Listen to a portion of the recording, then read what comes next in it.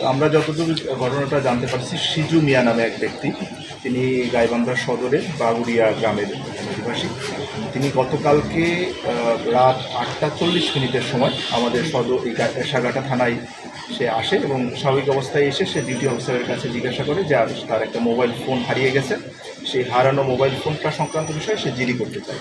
কিন্তু আমাদের duty officer Liton তখন ছিল, ডিউটি অফিসার তাকে বলার চেষ্টা করে যে আপনার মোবাইল নাম্বার, যে ফোনটা হারিয়ে গেছে সেই ফোনের আইডিআই নাম্বার, এগুলো কিছু তথ্য বা আপনি কোথায় বাসিন্দা।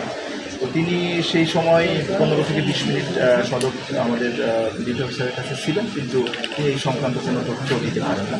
পরবর্তীতে 9টার সময় তিনি সাগাটা থানা থেকে বের হয়ে যান। আমরা সিসিটিভি ফুটেজও আপনাদেরকে দিয়েছি।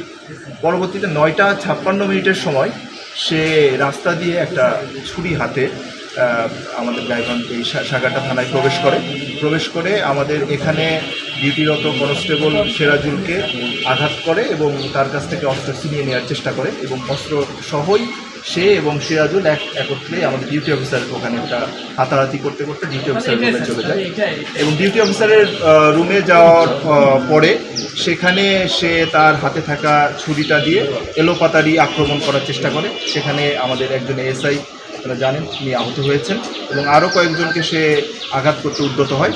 পরবর্তীতে 9:57 সে ওই ছুরি হাতে নিয়েই দৌড়ে এখান থেকে ডান দিক দিয়ে চলে যায় এবং এই থানা এবং এলাকাবাসী তারা রাত্রে সে যে পাইলট স্কুলের পাশে যে পুকুর আছে সেই পুকুরে সে লাফ দেয়, সেখানে খোঁজাখুঁজি করার চেষ্টা করে। রাত্রেবেলা আমরা ফায়ার সার্ভিসকে খবর দিয়েছি, ফায়ার সার্ভিস এসেছে, কিন্তু রাত্রে পুকুরের গভীরতা 20-25 হাত হওয়ার কারণে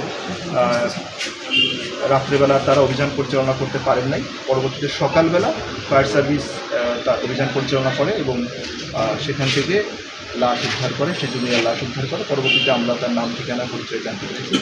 এই বিষয়ে মোটামুটি আমাদের কার্যক্রম চলমান আছে। একটা মামলা দুটি করার প্রক্রিয়া থাকি, দিয়ে মামলা বুঝতেছেন। তো আপাতত আমাদের কাছে এই তথ্য আছে, পরবর্তীতে মামলা চলমান অবস্থায় আছে। পরবর্তীতে আমরা তদন্ত সাপেক্ষে আরও বিস্তারিত কোনো সুরতাল করা হয় নাই। তো এখন আঘাতের চিহ্ন ম্যাজিস্ট্রেট আসছেন, ম্যাজিস্ট্রেট আসার পর সুরতাল করার পর এই সম্পর্কে তথ্য জানা যাবে। তারপরে লাশ ময়নাতদন্তের জন্য দেখানো করতে। মোবাইল সেটটা এখনও কোথায় হারাইছিল মানে সে বলতে পারে না, কিন্তু আমরা তার এখনও পর্যন্ত মোবাইলটা উদ্ধার করি নাই। তবে একটা কল লোকেশনে যেটা দেখা যাচ্ছে গাইবান্ধা সদরের মধ্যে এইটা তো সে আমাদেরকে বলে নাই। তাকে সেই কারণেই প্রশ্ন করা হয়েছিল যে আপনি এখানে কেন আসছেন, আপনার তো যাওয়ার কথা ছিল গাইবান্ধা সদর থানায়। পরবর্তীতে আমাদের এখানে যে ডিউটিরত কনস্টেবল ছিল, সে গাইবান্ধা সদর থানায় তাকে যাওয়ার জন্য একটা অটো ভ্যানে তাকে কিছু টাকা দিয়ে উঠাই দিয়েছিল, কিন্তু পরবর্তীতে সে আবার পরে আসে। এখনো পর্যন্ত আমরা রাজনৈতিক পরিচয় জানতে পারিনি। সে একজন ছাত্র ছিল, রিসেন্ট টাইম সে গাইবান্ধা কারিগরি শিক্ষা প্রতিষ্ঠান থেকে সে একটা স্বল্পমেয়াদী ড্রাইভিং কোর্স কমপ্লিট করছে। তো আমাদের তো ভেতরে রাত্রে তো ডিউটি পোস্টটা ভেতরে ছিল, তো মানে একদম মেন গেটে বলতে আমাদের এই থানার এখানে ছিল। আমরা প্রাথমিকভাবে দেখুন, এখন তো কেবল মানে আজকে একদমই প্রাথমিক অবস্থায় আছি আমরা। মানে বোঝা যাচ্ছে যে সে আমরা যত এনআইডি কার্ড সংগ্রহ করছি তার বয়স 20-21 বছর। সে একজন চাকরি প্রত্যাশী বা জন্য সে চেষ্টা করছিল।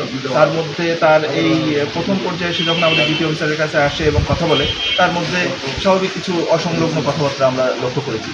পরবর্তীতে কিছুক্ষণের মধ্যে, আধা ঘন্টা 40 মিনিটের মধ্যে সে আবার অস্ত্র নিয়ে, মানে অস্ত্র বলতে আমি বলছি যে চাকু নিয়ে সে প্রবেশ করে থানার মধ্যে। তো এখনও তার মধ্যে কিছুটা অসংলগ্নতা আমরা লক্ষ্য করেছি, কিন্তু টোটাল ঘটনার কী বিষয়ে এখনও তদন্ত সাপেক্ষ আমরা এই মুহূর্তে কিছু না বলতে পারি।